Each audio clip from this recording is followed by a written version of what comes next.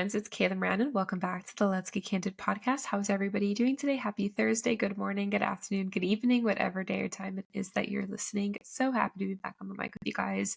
I never know quite how we get back to Wednesday night, and I have to record this for you guys again. I feel like the weeks are just going by so quickly, but I hope everyone is doing well. I am back from Toronto, and I have a bit of a cold, so that is not fun. But we're pushing through, and I feel like fall is officially here. The vibes, the eclipse is happening, and that's how you know the equinox or the fall equinox. We're entering the next chapter, the last 4 months of the year, which is just insane that we're already here. But I have a really good feeling about it. I've been saying that for a while, but something is just, I don't know if it's the karmic cycles ending with the eclipse or work is picking up. Q4 is here. Opportunities are coming in. I did a live with Amazon today. I'm doing a partnership with them. So follow me on Amazon Live. I'll put my storefront below so you guys can be notified when I'm going live on there. And I had a workshop today on the tax and legal things creators should know if they want to build a business in the creator economy with my CPA, Christy, who I've talked about and had on the podcast before. I'll link that episode for you. And we just had such a good time. There was so much information to cover. But I love when people are open to learning and exploring opportunities. And, you know, I would not be where I am today if it wasn't for this podcast, if it wasn't for sharing my life on the internet. I wouldn't have the business that I do. And it's really cool that these opportunities are coming in. And I just feel really good about fall. And I could really use 24 to 48 hours in a sensory deprivation tank and a hug because I'm overwhelmed because it's just so many good things. But we're doing really well, and I'm really happy about that. And I have an exciting episode for you guys. I'm going to keep this intro short because I know last week's episode was a pretty long one, and there's a lot of content out there for you to consume. So I don't want to take up too much of your time, but I really hope you give this episode a listen because I had Annabelle, the founder of Taja Collection. She is a Miami-based lawyer and entrepreneur, and she has her own candle company. I'm going to link it below for you guys. Taja Collection. They have the most beautiful custom candles, personalized gifts. They smell amazing. They're healthy for you. And they have the most beautiful collection of home goods and vases, water bottles. You can make your own. You can get custom refills. You can put whatever quotes you want on the lids. I wish I had one in my room for you guys. I would show you. They're made 100% with premium soy wax, non-toxic fragrances, and essential oils. So you don't have to worry about endocrine disruptors and that kind of thing that we see in candles. You people talk about a lot on the internet nowadays is how to have home goods that are healthy for you. You don't have to worry about with your candles. And I loved having another lawyer on the podcast. She's still a licensed attorney, but she is a full-time entrepreneur now. And we talk about that transition and how building a counsel company came to be and how she knew it was time to fully be an entrepreneur, say bye to law. But, there's a lot of people talking about that nowadays. I got the solution with the practice of law. I don't know if I want to be a lawyer forever. I want to be a mom. Does this make sense for me? The lifestyle choices that come with being a professional. And we touch on that in this episode. And I think it's really important to have this conversation, especially after an episode like last week where we talked about being more feminine and being in your feminine energy and allowing a partner to provide for you and support you. I think they're really good complements to each other. And it's a perfect example of just like where I'm at in my life, where these are all things that I am considering and thinking about. And I'm having a really good business month. I mean, I paid a lot in taxes as my estimated tax payment because business is growing, which is never fun. It's fun. The taxes part isn't fun, but more work is coming in than ever. More opportunities are coming in than ever, like the workshop. And I'm traveling a lot. And I'm just really looking forward to where this journey is going to take me. And of course, I love sharing with all of you guys. So if you like this episode, please leave a rating and review. Please share with a friend. Tag us as you're listening. Subscribe. Follow along. Let me know who you want to see next, what topics you want me to cover next. And stay tuned for more because I'm going to bring you guys all along for the ride, of course. But I have a lot of cool things going on for you in the work. So check out the description box below. And I hope you guys enjoy this episode of Meet Annabelle. So Annabelle, what's something that people wouldn't know about you just from following you? Well, I'm a mom. I have two kids. I don't post them a lot, so maybe they wouldn't know that about me. I also speak Russian, Hebrew, English sometimes, French, and I'm learning Spanish. Wait, that's so cool. So was English your first language? And like, how did you learn all these other languages? Kind of. My mom's from Ukraine, and so I learned Russian from her. And then my dad's from Israel, so he spoke to me in Hebrew. And so I guess those were kind of like my first languages. Then I learned English, I guess at home, but also in school. Smart. And then I took French, like all of high school, and then I studied abroad in Paris, and I dated a French guy. So, I love French. And then I live in Miami, and you have to learn Spanish. So that's what I'm doing now. Yeah. Yeah, I learned English at home and then at school. Spanish was my first language because my parents speak it. But that's so cool that because your parents come from, my parents are also from two different countries, but because they speak two different languages, you got to learn that at home as well. I think it's so cool to meet people that are multilingual, and that's something that I really would love for my kids, like to be, I want them to learn Portuguese as well. Like English and Spanish, they're gonna know, but Right. Portuguese or Italian. But I feel like in Miami, Portuguese makes the most sense. Do your kids Yeah. speak more than English, and do they speak any other language? Yeah, I teach them Russian. My son goes to Hebrew school, and then they learn Spanish and Mandarin in school. That's Mandarins. I know a couple people who learn Mandarin like just because like they have no ties to China or anything, Yeah, I have no. but it's for fun, and I think it's cool. Like I wish I would have done like Portuguese or Italian or something. I think my school also had German or Japanese. I don't think it was Mandarin. I think it was German and Japanese. And I was like, I just took Spanish because I was like, I might as well, like, I'm gonna need it. And like, I already speak it and it was easy. But yeah, maybe I should have done something a little harder. Look, I look at it this way, like, when you're a kid, you just like absorb languages so easily. It's not really hard work. Like now to learn Spanish, I use Duolingo and I have to do it every day. And it's just about like practicing it and being Yeah, intentional about it. When you're a kid, it's like, it's so much easier. Yeah. it's, They really, that, and like with traveling too, like, you I like going to, like, in Italy I can speak in Spanish and I can get along really well with them. Brazilians, I can speak Portuguese, and or they speak Portuguese, I speak Spanish, and we can communicate pretty well. I think it's so cool that for the traveling aspect and like culture, like immersing myself in the culture. But yeah, as a kid it's so much easier. So it's smart that they're able to get that background so early on. I wanted to ask you because I think maybe people also wouldn't know that you're an attorney. oh, Um, yeah, that too. so walk me back, like what made you want to go to law school? Did you growing up always wanted to be a lawyer, or like take me back there? Yeah, it's so funny because I was just my grandmother we moved her out of her house, and so we were going through all of her stuff recently, and I came across this letter that she kept. I think I was in first grade, and I'm like obviously writing for probably like you know beginner level. So like in my very, very poor handwriting, I wrote like, my name is Annabelle. I am in first grade, blah, blah, blah. And then it said at the end, like, I want to be a lawyer. So I guess it started then. I did not know that. I think I just, there must have been something that appealed to me about being a lawyer. And so it was always in my mind. And after college, I graduated. I didn't really know what to do. It was kind of like the market had crashed. It was 2009. And so I was like, I'm going to be a paralegal for a year and see if I like this. And Smart. if I do, I'll take the LSAT and I'll go to law school. And so I ended up really liking it, and I loved law school. And yeah, and that's what kind of brought me to Miami. And that's how I guess I became a lawyer. So funny, because I think for me, I remember, and it's funny that your grandma's in your story because my grandma's also kind of in mine. I remember growing up, she's like, you're gonna marry like a Jewish lawyer one day. You're gonna be like really, like, I don't know why, but like that was like what my grandma said. Like, we're Catholic. I don't know what that. That's But she's like, amazing. you're gonna marry like a Jewish lawyer. Like you're gonna. I was like the first grandchild. She's like, you're gonna do all these amazing things. And I was like, I remember being like in Spanish. I was like, abuela, why do I have to marry the lawyer? Like I can be the lawyer. And I don't know how old I was, but I was like a kid. I was definitely in elementary or like maybe middle school. So it's really funny that yours is like in a note like that you wrote in class at some point when you're like, what, in first grade, you're like, what, 6?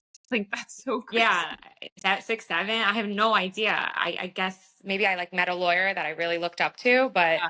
very random. I love that. We have a candle actually that says, "Be the CEO your mom wanted you to marry." So this is like Yeah, kind you of sent me thing. that one. You sent me that Yes. one. When I saw that, I was like, I don't know how she do. I guess something that I must have Yes. spoken. Yes. I love I, that.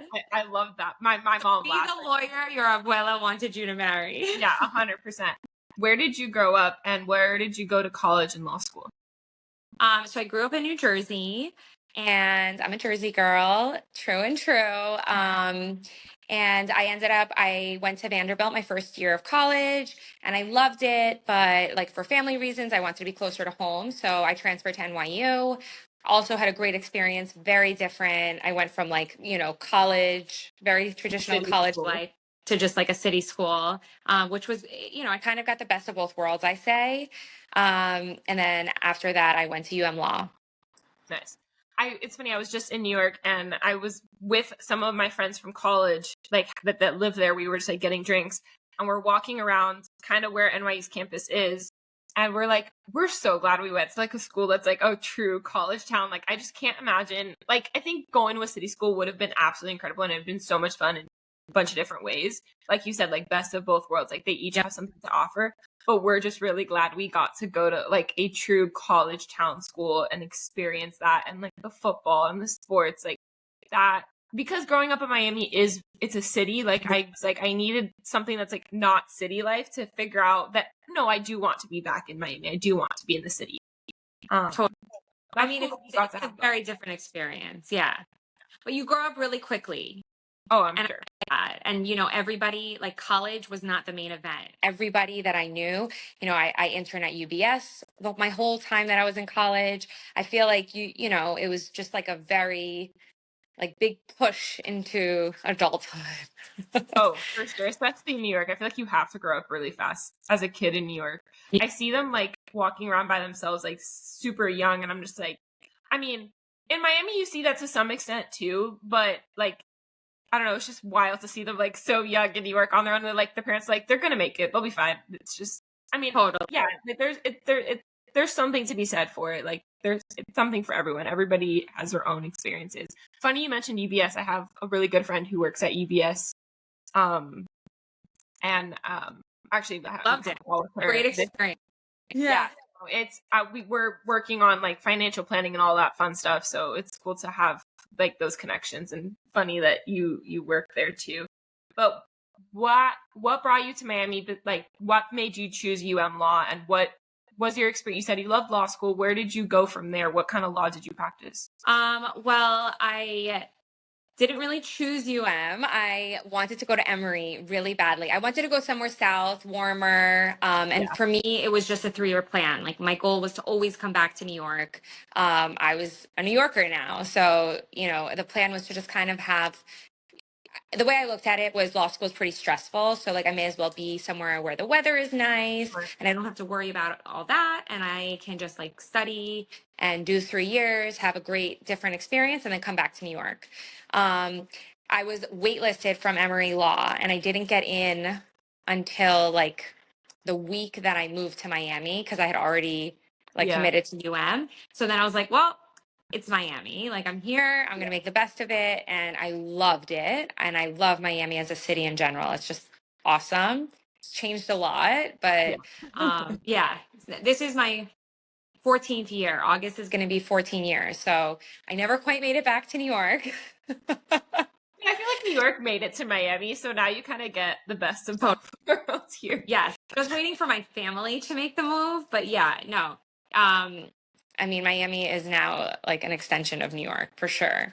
Yeah. But that's what brought me to I loved it. I got very involved kind of late, my first year, I was just I don't know how your first year was, but my first year was just figuring it out. I had no idea what I was doing. I felt like half the time I was reading and I'm like, what am I reading? Yeah. And then I think you kind of get the hang of it and then you see what you like. I loved oral argument. I loved legal writing. I had booked my LCOM class and I was like, oh, like, I guess I'm good at this. Like, I didn't really know that. So then I sort of leaned into that and I realized, and I went on to moot court. And like, I just kind of immersed myself, like, but again, not until like 2L. But yeah, I loved it. No, I think it's really smart too. Like you said, you became a paralegal for a little bit to see, like, do I really like this? I worked as a law clerk, as basically a paralegal legal assistant at a firm downtown. I did the whole commute thing on the not the Bright Line, the People Metro over? rail, the Yeah. Metro, like the whole nine. Like I got to really see what that life would be like before I went to law school. I was like, okay, no, I do still like this. And I think that is so smart because a lot of people go in straight after college not really knowing what they like or what they want. But to your point, law school really taught you what your skills are and like, oh, I'm good at this. Like, I like this. I'm going to pursue this. It really does show you what you're good at and what your weaknesses are. And it challenges you in a very difficult way. So it tests you personally too. Like, I think it's like one of the greatest personal development tools is going to law school and also now being a business owner. So it's really smart how you did it. And yeah, I didn't. The same reason you picked Miami is why I picked Tennessee. I got waitlisted at They didn't give me money. I got in early enough to have been able to choose it, but they didn't give me money. And I was like, I could live at home, but I'm still spending so much. I need to go here. Whereas Tennessee, it ended up being the same cost with a half tuition scholarship. And I was like, for 3 years, like, I'm going to come back to Miami, but like, let me go out for a few more years and like see the world, like see something beyond Florida, because I had only lived in Florida, now in Miami and Orlando, and I was like, COVID hit my 1L year. So that was my 1L. So on top of everything you just said, I also had to deal with COVID, and I was like, yeah, no, I hate this place. I can't wait to go home. But it was the best, worst 3 years of my life that I figured out who I was, and then I got to come home. And it's been a great ride ever since. How long did you practice? And you said you really like the litigation side. So did you focus mostly litigation? So I actually, like, I don't know, I guess I had taken a bankruptcy class my 2L year. I loved it. I was like, bankruptcy is I did awesome. It was, bankruptcy at that firm. yeah. And what firm was it? Blacksburg Grayson. Okay, so I had an amazing professor. Like, she is amazing. She's like the bankruptcy, I don't know, guru, or like she's just like it. Like, she is the official authority on bankruptcy, and she's been doing it forever. And she was a professor at I actually don't even know if she's still teaching there. I kept in touch with her for a while, but then just like lost touch. But she really got me into bankruptcy. I was like, wow, this is amazing. And also it was something I was good at. So I was like, okay, this is cool. Like, I can get into this. And we had a bankruptcy, like, moot court competition. So I did that. And so it was like, I mean, these things are kind of intense, like looking back at it. Yeah. So it was just like a 5 day, like, we went to New York, we went, they had all these like competitions that we did, and it was fun. And I was like, okay, so bankruptcy is like, this is it. Like, I really like this. I'm going to do it. So then I ended up I was an intern for Judge Isikoff. She's the bankruptcy judge here in Miami. And while I was interning for her, I had also like gotten to know her law clerk, and I was like, oh, this is great. Like, this is cool. Like, being a law clerk it's a great introduction into law. You learn so much on that end. And if I'm ever going to practice bankruptcy law, like, this is the best way to kind of like get my feet wet. So I applied for her clerkship. I went through like the whole interview process. It's not like she took it easy on me just because I was her law clerk.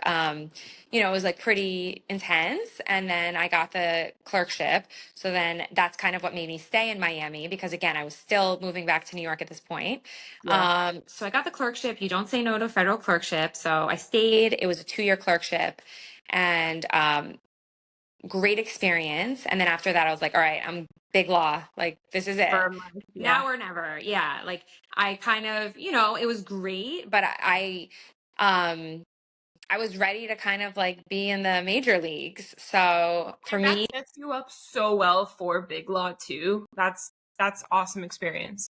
it was awesome. And then I went to Greenberg from there, and I started off actually in corporate because bankruptcy really wasn't hiring at the time. So I would kind of help bankruptcy with some stuff. Like, I would always try to get in on like cases. And then eventually I realized like I hated corporate, and there was a little opening in litigation. And I had kind of like worked on some internal investigation because they needed extra associates, and we weren't that busy in corporate. So I was like, oh, I can help. And so that's sort of how I switched over to litigation. Nice. It's funny that you mentioned bankruptcy, because my dad's always, because I used to work at that firm, and I did a lot of like post-judgment discovery and helping the credit unions with getting their judgments cleared. But I did a lot of bankruptcy work as well. And so my dad was like, you should really pursue bankruptcy court. Like, that's what you should focus on. Like, after law school, like, you can get a job there, he'll hire you. And he did. He offered me a post-grad job. And like, I could have gone and done bankruptcy. And the judge who swore me in was actually the Fort Lauderdale bankruptcy judge. Now I can't remember his name, which is really bad that I don't remember. But because my dad works on the banking side of these cases, so he knows all these judges and these lawyers at these big firms that do the bankruptcy and judgments and, mortgage foreclosures and commercial properties. And so that's how I got who swore me in. And so he was like, you sure you don't want to come work here? I'll give you a clerkship. Literally, while I'm getting sworn in, I was like, I don't want to do this. But I totally could have. It's really funny that was your start. Yeah. It's a great community. Like, it's small enough where, you can like really build connections. I still have a lot of friends that are in the bankruptcy world. I still keep in touch with the judge that I clerked for. Awesome. Yeah. So, and the JA, like, it's just like, it's really nice to have that. It's kind of like a family. It is. That's one thing I will say, like, the legal profession, as cutthroat as it is, once you actually get into practice, it's very collaborative and everybody really does want to help each other. And you're seeing the same people even if I never did litigation. I mean, I did it for a year. I did personal injury. So I was in court for a little bit and I would see the same people every couple of days. But even now, like at events or just out and about, like I'm going to see a lawyer no matter where I go in the city, and they're going to know me and I'm going to know them. Like, we're all on LinkedIn, we're all connected. And I think it's really cool to see that, because going in, like, law school doesn't really show that side of it. They make it seem like it's really competitive, and it is, but it's also really collaborative. And so I'm curious for you, you said you really loved law school, and I think probably because of you found what you liked really early on and you're doing all these moot court competitions. But what was your favorite part about law school, and maybe your not so favorite part? I mean, exams were like not my favorite part. Nobody liked those. Yeah, I really, even just like the studying process, like I just did not like it, just because like I feel like that's when like the cutthroat part did come out. Like, people had their notes and like everybody was like, oh, mine are perfectly color coordinated. Like, the library to me was like toxic. I never studied at the library, only like I would say a few times because like I would have groups, but other than that, I tried to avoid it. But so that was probably my least favorite. My favorite part was doing having a connection. Like, bankruptcy really did make me feel connected, and I really enjoyed oral argument. Like, that was just, for me, that was so fun. And I just remember, like, the more prepared I was, the more excited I was, and the happier and the more fulfilled and the better, like, you just do better when you're prepared. So I just love that satisfaction. I actually still go back and judge competitions because it's just fun. Yeah. No, I do too. I just judged a counseling creators conference at UM in March. And it was so fun. That was the first time I'd ever done that, because I'm So only fun. 2 years out, but I was like, I literally looked at Greg and I was like, wait, can we do this again? Like, I want to come back. This was so fun to meet So fun. the students, and what you just said of like seeing that passion, that fulfillment. They genuinely love what they're talking about, and it shows who was prepared and who wasn't. And getting to see them do what I do day in and day out and really like want to be a part of this, I was like, oh, like, this is an exciting place to be. I really enjoy this. And that's huge too. That one, that you found it so early on, but like, I feel like not a lot of people find that. I think, at least in my experience, I saw a lot of people going to law school because they didn't know what to do, or because mom and dad was a lawyer, or they knew that they could make a lot of money, but they were kind of hoping that it would show them what the path was for them. And they never really found their thing. And it makes me happy to hear that you really did enjoy it for the years that you were practicing, because I genuinely love what I do because it's interesting to me and it's exciting, and I love the people I get to work with and the projects I get to work on. And it makes me sad when people don't really see that and they're just looking at it as like a job, because it is a job and it's hard and the hours are long and it's stressful, but like it can be really fun too. But it's about finding the right fit for you. And you now have your own business and you still have your license. You've mentioned that to me before, which I think is really smart that you've kept it and you keep in touch with the community and you still keep, you go back and judge and you have those relationships. What made you start a business, and talk a little bit about Taja? Yeah. So I was an associate at Greenberg doing, the big law thing.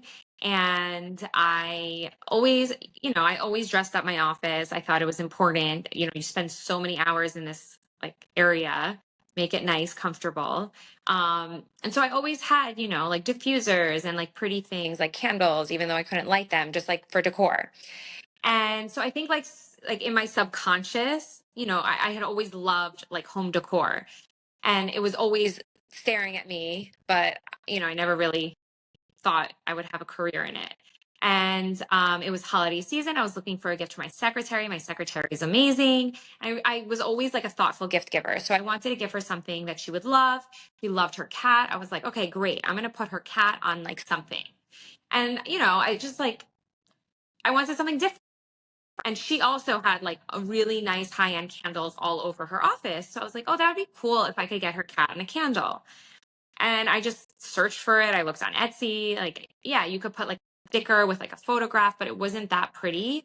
And at the same time, Instagram was like blowing up. Like it was already around, but like everybody had Instagram. Everybody was on Instagram.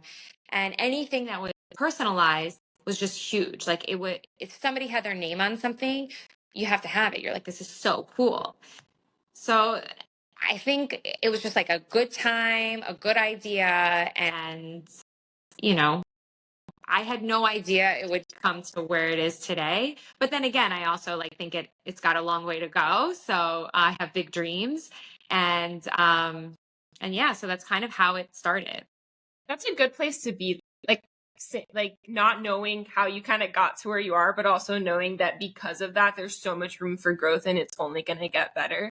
And also finding kind of that white space in the market, or how to make something that already exists, but like even better, and finding your unique spin on it. That's to your point. Like everybody liked the monogram, the personalization, but you found a way to really make it aesthetic and pretty and special and thoughtful. And like that to me is why home decor and interior design is, I love it. I feel like we go on Pinterest or Instagram, there's a lot of like houses and like apartments that all look kind of the same. But for me, it's like, yeah, my aesthetic might be similar to somebody else's, but like I chose those pieces and fabrics and colors and textures because they make me feel good and make me feel at home. Like at the end of the day, it's intentional. At least for me, not everyone maybe, but I like that was the intention for you behind the gift. And like to anyone who doesn't know, like your paralegals, your support staff, your secretaries literally are lifesavers. Like you can't do this job, especially at the big law level, without them. I know that they make the world go rounds around in those firms.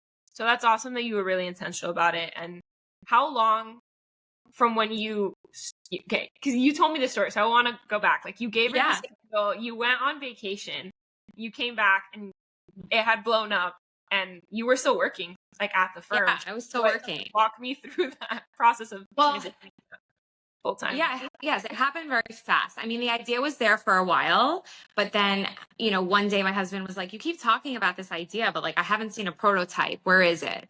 And so that really gave me the push. And so I was like, okay, you're right. I need a prototype. And so then things started happening quickly. And like I said, Instagram was huge. So we started an Instagram account and would just kind of post either inspiration pictures or some of our samples. We had like 4 samples. So we would post those samples in different areas and just, talk about the brand that wasn't even like barely in existence. And I went on my honeymoon. I was in Italy, and then we would get DMs from local stores like, hey, we want to carry your candles. I'm like, what? You don't even, what? Okay, great. So then that it happened very fast. So by the time I got back, we had our first large retail order from a boutique in Coral Gables. And so it was Studio LX. Oh, okay. Yeah. That's cool.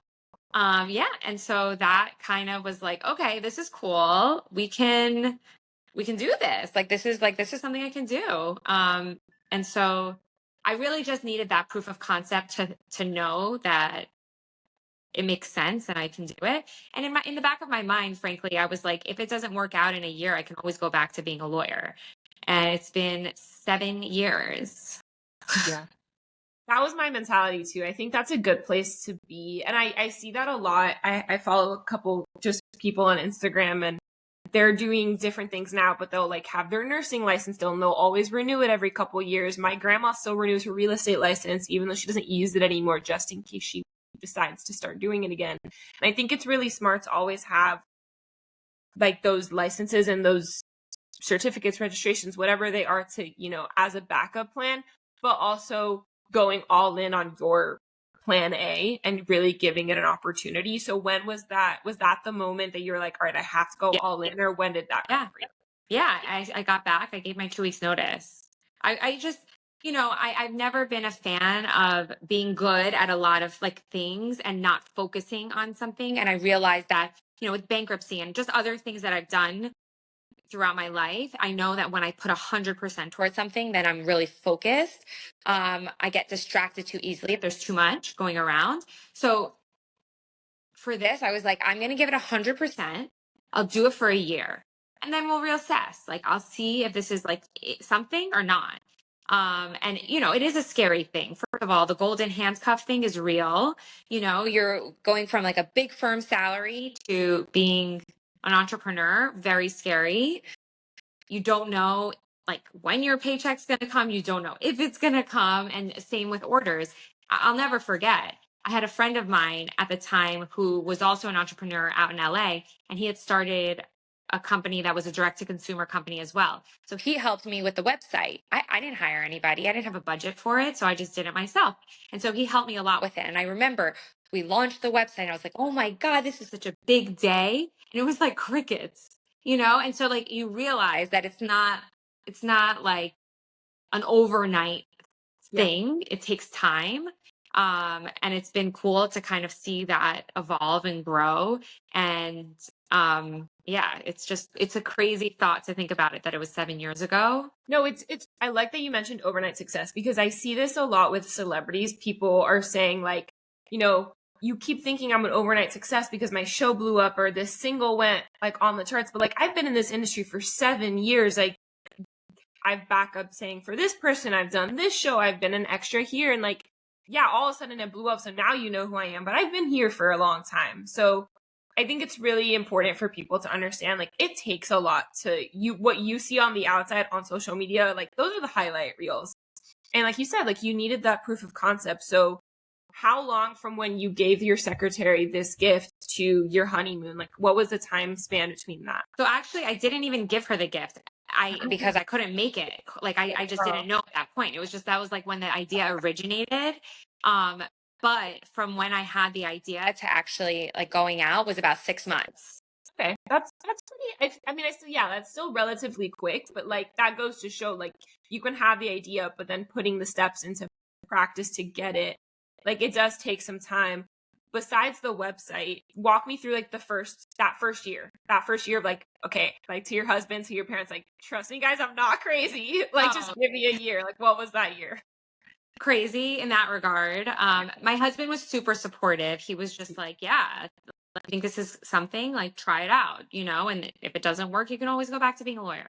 My parents thought I was nuts. They were like, you're going to sell candles online, like without people smelling it? Like they just didn't understand it. I was like, yeah, Warby Parker did it with glasses and everybody said you can't sell glasses unless you try them on, but they made it work. Like I got this. They thought I was nuts. Friends too, I'm sure. They didn't say it to my face, but I'm sure they were like, is she crazy? Now I feel like it's definitely more acceptable to, you know, be an entrepreneur and have these ideas. And, you know, 7 years ago, I don't think it was quite the same. I mean, sure, there were those success stories, but everyone thought it was nuts. But the first year it was crazy. I would say like highs and lows a lot.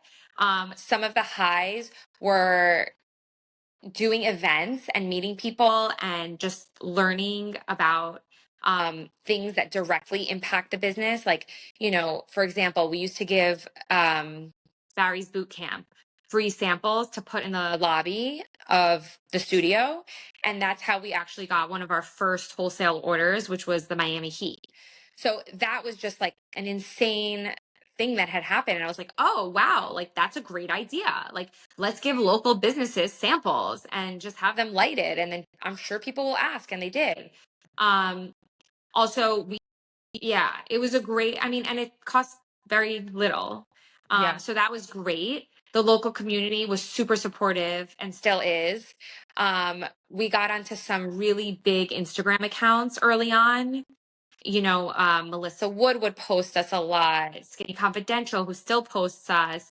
And Yeah. so that was also I found out about you guys. I think definitely Alexa and Shoppa Alex, but then also seeing like Melissa Wood Health and Lauren Bostic post, I'm like, they know about like a local Miami brand. Like that to me when I was like, okay, that's really cool. Like Alexa posting it, she's a friend, like she's a local Miami girl. I'm like, that's okay, cool.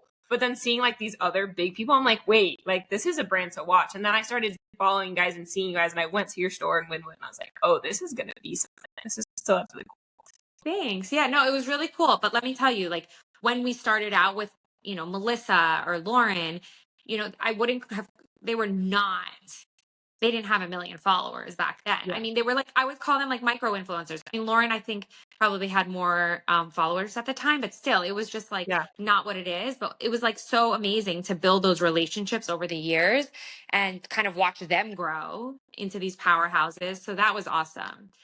So that was very cool and also kind of unexpected. Like you just, especially in the beginning, you don't really know what to expect. But there were definitely tough times, you know, like definitely growing pains.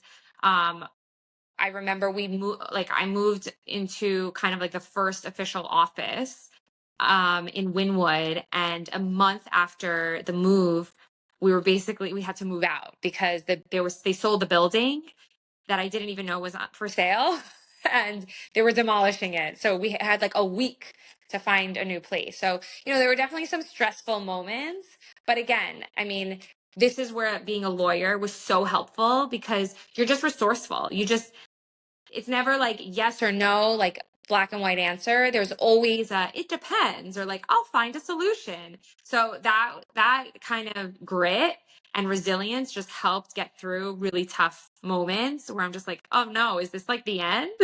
Yeah, that's such a great point. I say this, I was talking about this with someone who wants to go to law school yesterday. One of my sorority sisters,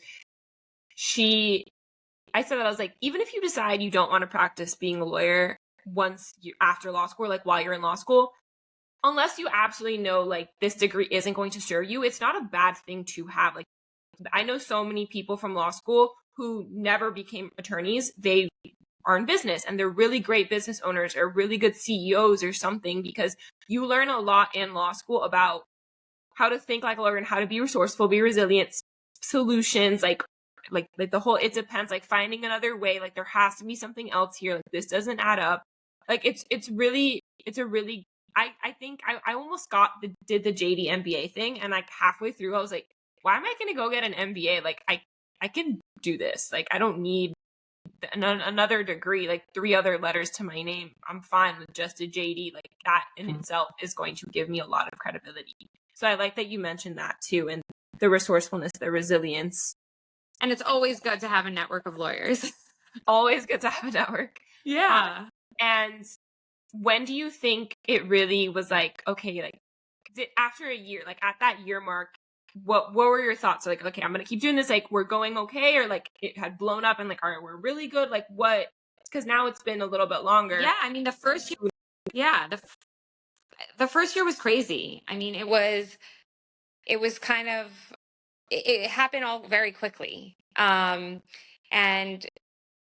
frankly, we were like cash positive after the first year. So I was like, okay, well that's great, because like most companies don't make a profit after a few years. So like there's something here.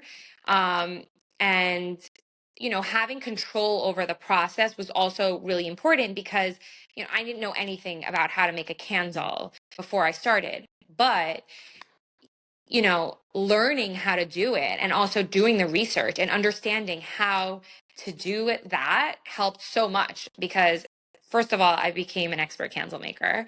But also I visited a lot of factories and I realized, okay, first of all, it's all manual labor, hand labor. We can do this. Like I can do this in house. It was also at a time where, so there was a lot of regulation in the cosmetic industry. So I was like, okay, well, it's actually important to pay attention to ingredients. Like let's see what goes into these things that we're inhaling. And it was weird that it wasn't really regulated and still isn't really that regulated because it doesn't touch your skin, but you're still breathing it in. So that part was really important to me. I'm a health freak. I health and wellness is very important to me. So that was also something that early on I was like, okay, this is also something different and this is something positive that we're not just throwing out another like crappy thing on the market. Like this is something that's actually intentional and it's clean, and that's something that people don't even know they want or need. So that those things, like in themselves, kind of after the first year looking back at it, I was like, okay, this is something that I want to keep doing. It's so smart to thinking about it, like the clean aspects and like the ingredients. We got a lot more, especially after COVID too, like conscious of those things. And I think that's why Lauren was starting to talk about it, because she was going through that process of like making everything in her house clean because she had babies now. And like that's something like we all know Bath and Body Works, like it can't be good for you, but they smell great. But they're not even that pretty. So then like you want like these, like you still want things to be aesthetic because it's part of the decor, but you want it to smell good, but you want it to be clean. Like why does it have to be so expensive?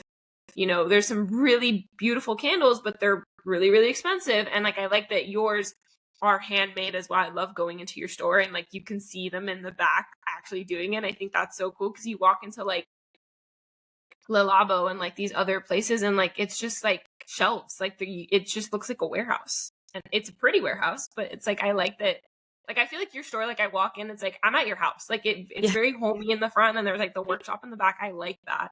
No, I think you did a really incredible job with it, and it's cool to hear your story. And like you said, like yeah, frankly we're cash positive. Like no, like that's not like good thing, like humble brag, but also like incredible that you were.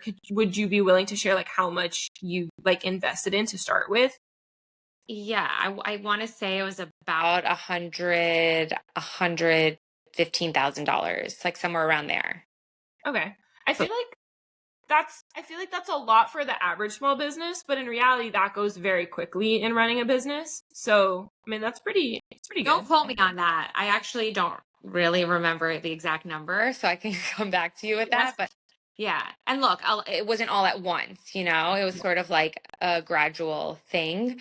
But, a lot of what gave me a lot of satisfaction early on was being a lawyer, especially at a big firm. It's kind of a thankless job. Like no one is like calling you up and saying like, thank you so much for making me more money, or like, thank you for helping me not lose a lot of money. It's sort of like thankless. And like what I do now every day, most orders are gifts. So it's so nice to have that gratitude from people and to see people's reactions. We don't pay for people to post. So when people are posting, it's just because they're that happy or that surprised or that impressed. And it's just like a good feeling, when you're gifted something that's thoughtful, clean, and personal, it just elevates it to the next level. So that part is really satisfying. And every time, obviously things can get really heated, and we'll get like some nasty customer service things or people are really rude or whatever. And so obviously there's those moments, but the moments that make it all worth it and make it fun. And I always share positive feedback with the team because it's so important to remember why we're here. And we're really here. We make people happy, point blank. It's thoughtful. It's just memorable. And so that's like the biggest takeaway. So anytime I'm having a hard day, we have like a folder that's called proud emails, and I'll just go through it and remind myself like, oh, wow. Like, yeah, because look, people will gift these in happy moments, but also very hard moments. And so that's really nice. And when people kind of give us their feedback I got this gift for like as a memorial gift, or I gifted it to this person and I just want to let you know that this is like so great. Thank you so much. I'm like, that's awesome. Yeah, no, I love that. One of my friends has, she has a startup and they have a nice customers like channel in their Slack and they just put like all their feedback in there for anyone to see it whenever they need it. So that's, I like that you guys do that. And it's such a good point what you said about sometimes being a lawyer is a thankless job. Like, especially on like the big law, on the corporate side, like these clients, all they care about is their bottom line. And they treat lawyers like they're expendable because they're not making them money or saving them money. They're just keeping them out of trouble or cleaning up their messes. So especially in something like bankruptcy, I feel like even more so. So to have now a job where you get to be front facing and see the customers and see day in and day out like that to me was why I wanted to work. It's like, if I'm going to still be a lawyer, I want to work, I want to pick and choose my clients, pick and choose the projects I work on, and like actually like not be super friendly with them, but like be friends with my clients, like actually have a relationship with them other than like how much money I'm making at the end of the day. Like that's important, but that can't be everything. So I love that you mentioned that too, because I actually saw a LinkedIn post about that today. Like being a lawyer is like, someone told, like her boss had said that to her when she was starting out. Like, you guys are probably on the same age, like around the same time. Like she works at a big corporation that everybody knows. And her boss was like, you're expendable. Like this, like just letting you know now, setting expectations, like this is going to be a thankless job. But like, I need you here. So like, buckle up. And she's like, what? Like that? Great. That's so much fun. I'm so excited to work here. And now she just went on her own. But that's amazing that you made that leap. And also, that you're in control of your own fate. Yeah, it's definitely has its, I like that you have that folder. I actually am building my website right now. And I've emailed my clients in the last couple of months being like, hey, like, do you have a client review? And like, it's really going on my website, but I'm also like, I can't wait to get those back, because if I have continued working with you for over a year, like clearly you like me, clearly it's going well. And like some days I don't know if things are working out, if it really makes sense, where the next paycheck is going to come from. Like if I can pay my credit card bill that month, if I can pay, and like to your point, like thankfully my firm is cash positive, but there's no profit. Like it's like we're doing okay, but like there's not enough for me to be as a person profiting. The business is okay. Right. So it's like, we're not quite there yet. And so some days it's like, damn, like, why did I do this? Like, why not just go to a firm? It would be so much easier. But like, ultimately, I know that this was the best choice for me. And so it's nice to be reminded of that. So I like that you guys have that to check on. But I want to switch gears a little bit. You mentioned like you're really into health and wellness, and that's why this was also really important to you. And you're a mom. Like, how do you navigate everything that you do, running a business, being a wife, being a mom, still making time for your health and wellness and your friends? Like, walking me through like a day in your life? Oh boy. Probably different every day, but it's very different. But it's like, I don't know. I always, this is like the truest expression. It's like the days are long, but the years are short. Like, I feel like what I do in a day, I wish I had like probably like 10 more hours.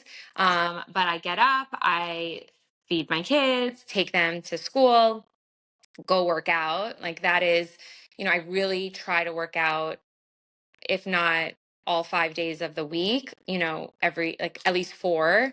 It's just so important for me to move, even if it's just like walking. What's your go-to work? What's your go-to work? So I do Barry's and I love Pilates. I love Tremble. So I'll switch between the two. Or like some days if I'm just not feeling it, I'll walk on the treadmill. I brought a treadmill to my office. It's like one of those like personal treadmills. So now everybody can use it. And it's just there. Like sometimes you just like need to move for a second, and like we're sitting all day, it just feels good to just get up. And sometimes some of the best ideas come out of just walking for 5 minutes. So yeah. And that's it. And then I go to the office. I'm usually at the office all day. My husband and I will alternate between like picking up the kids or not. My work day pauses when I pick them up around like 4. And then, it's kind of like kid duty until 7. Then I'm back on my emails, and back working until like 9, and I'll watch a show and call it a night. It's crazy. Yeah. I feel like that's like gonna be me in a few years, and that's kind of how I am now, except like from like my parents will get home from work around like 7:38. So like from 8 to 10 is like dinner, hang out with my family, watch TV with them, and then I go to bed. So like I kind of do the same thing. Like you're like pause with your kids. Like that's like same thing. Like I'm still the kid here, but like it's funny. And then like I'm a Pilates and yoga person. I go to Jet Set, but there's like the Tremble right across the street from the one in Maryland. Yeah, no, I need to be better about moving my body, but now that I've started doing it regularly, like I'm like, why wasn't I doing this? I know sometimes it's so hard to get there, but there's never been a time where I'm like, oh, I can't, I'm so sad I did that. Like you always, No matter, it's funny, one time a couple weeks ago at yoga, my friend who was the instructor, she said, what is something that you're going to take away from your mat? And like, that question, I had to pause out. I was like, no matter how crazy, frazzled, stressed out I am walking in, running late, I'm a hot mess getting to the actual class. When I leave that class, I feel amazing. I feel amazing. It doesn't matter. It doesn't matter. Like those 5 minutes of like waking up from Shavasana being like, okay, like that's why I needed, that's why I showed up. Like I showed up for that moment of peace and quiet for 5 minutes, and then I can handle the rest of the day. Totally. So no, I totally agree. And what are some of your like go-to like health and wellness things, like besides moving your body? So I drink a ton of water. I'm like a water snob. So yeah, you see me with this. I carry this everywhere. Yes, I love that. I have my Taja water bottle. Yeah, I love that. But yes, I drink a ton of water throughout the day. Super important. I try to do water with lemon. I can't tell you I do it every day, but I try to do that. This is like my new thing. I've always got something. Right now I'm very into Higher Dose makes this PEMF mat. So it's like infrared and PMF. And so I try to do that at night. And it helps with my sleep. It just like kind of helps restore your muscles. And it's like really nice and warm and cozy. So that's sort of like my new wellness hack that I love. And they have obviously like these like, very expensive like floor mats or whatever. And I have like the office one. And so it's great. It's like a little more affordable, and it's just, I don't know, it's really nice. I'm going to look into that. I've been really into like health and wellness things, but like when I have to tuck all that stuff into like a basket under my TV because my mom's like, keep it out of the rest of the house, like all of my junk. So like I have to be really selective with the things I get, but I have like the acupressure mat. Like I love laying on that. I feel like it's similar, but not the infrared aspect of it. But like at night, like if my back has been hurting, like because I like I'm sitting like this all day, I'll like lay on it with the pillow here, and it's so nice to relax. So I love that. And yeah, I try to drink a lot of water too. But it's so cool and I've told you this, like to see someone who did like the traditional thing for a little while and loved it, but still was like, no, there's something else like for me to do. Like I can do more with this. And I think it's really inspiring because we see a lot of particularly women leave this profession because they're burnt out or they're disillusioned or something bad happens.